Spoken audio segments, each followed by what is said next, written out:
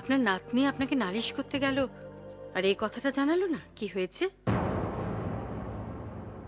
বলেনি বলেই তো আমি জানতে চাইছি হয়েছেটা কি। আমি আমার ছেলেকে শাসন করেছি।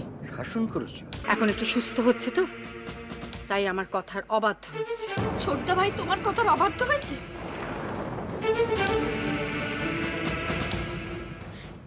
আর তার জন্য তুমি কি করেছো? আমি আর কি করব? একটা চড় মেরেছি। একটা শিশুর মতো কোনটা ভালো কোনটা মন্দ বোঝার মতো বিচার বুদ্ধি ওর নেই এখন। বিচার করার ক্ষমতা নেই বলি তো তুমি তোমার বিচারটা ওর ঘাড়ের উপরে চাপাতে পারো না। সেটা কে বললো ওর বিচার করার ক্ষমতা নেই? বিচার করার ক্ষমতা আছে বলেই তো বলেছে বিয়ে করবে না। বাবা বাবা, আমি আপনাকে হাত জোর করে বলছি, আপনি আর মা ছেলের মধ্যে নাক গলাবেন না। আমার ছেলের ভালো মন্দ আমাকে বুঝতে দিন। ছোট বাবু, তুমি বললে না তো কারা তোমায় ধরে নিয়ে গিয়েছিল? কি হলো ছোট বাবু? ছোট বাবু, তোমার ভয় করছে? ভয় কিসের? সবাই আছে তো। দেখো না, বড়বাবু আছেন, আমরা আছি, কামালদারা আছে। বলো।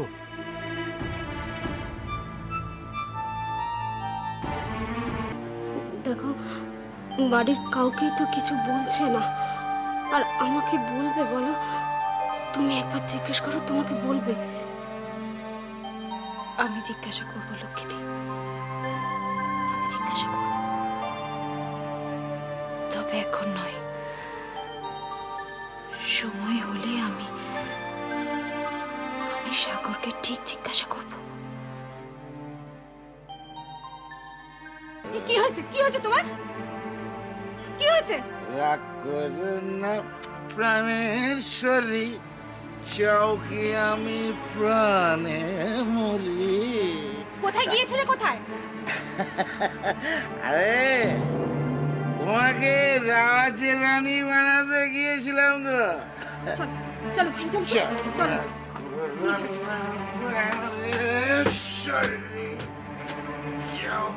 এত বড় একটা ঘটনা ঘটে যাওয়ার পর গ্রামের রাস্তায় বিশেষ করে তোমার বেরোনোটা কতটা নিরাপদ, আমি সেটাই শুধু ভাবছি।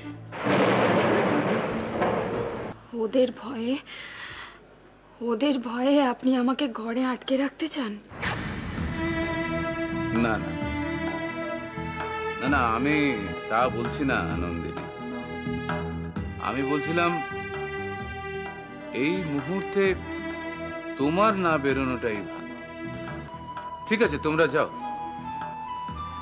তবে সাবধানে যেও, কেমন?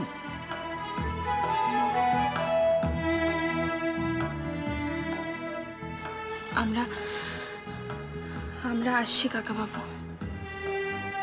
এসো।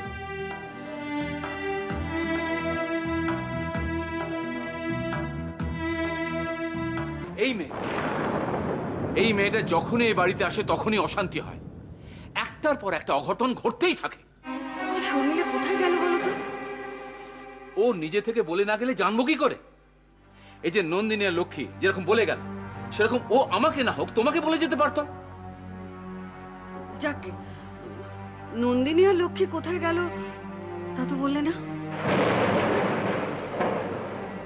আচ্ছা, শর্মিলা কোথায় গেল বলো তো? চিন্তা করো না, মাধব তো সঙ্গে রয়েছে। আমি একটু পরে মাধবকে ফোন করে সব জেনে নেব। দাদু, এনাও তোমার একটা চিঠি। এই চিঠিটা তুমি কোথায় পেলে দাদু ভাই?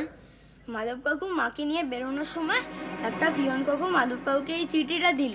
তো আমি তো তখন বাগানে খেলছিলাম, তো মাধব কাকু এই চিঠিটা আমার হাতে দিয়ে বললো এটা তোমার কাছে দিয়ে দিতে।